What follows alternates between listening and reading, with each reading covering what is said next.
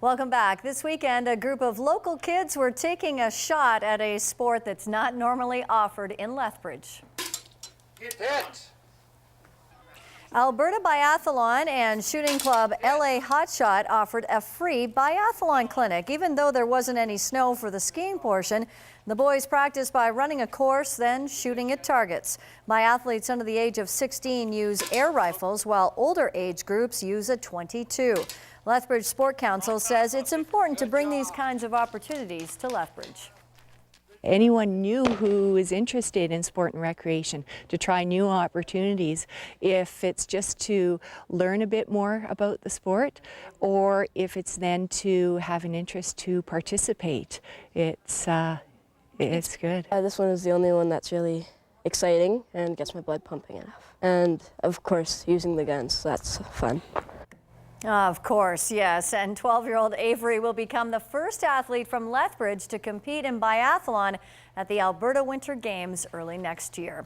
Pittsburgh Penguins star Sidney Crosby is out indefinitely after return of concussion-like symptoms that had sidelined him earlier for 61 games. Crosby only returned to the NHL on November 23rd after a 10-month absence, but the 24-year-old from Cole Harbour, Nova Scotia, says his concussion symptoms came back last week after he took a couple of hits in a game against the Boston Bruins.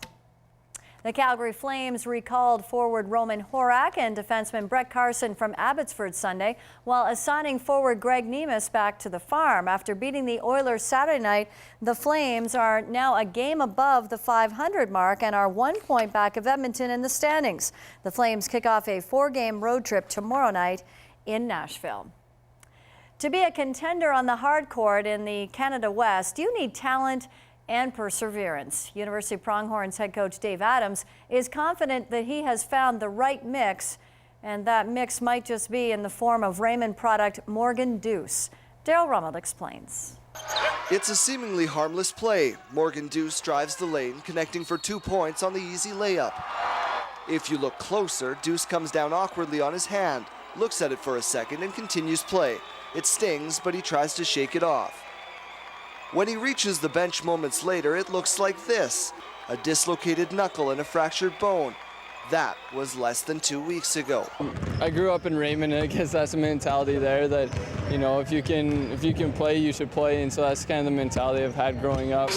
And so I guess I just kept it, and when it came game time, sure, it hurt a bit, but I guess I wanted to win more than anything, and so I kind of got through it, I guess. The Pronghorn rookie missed no time, returning to play the next night and practice ever since.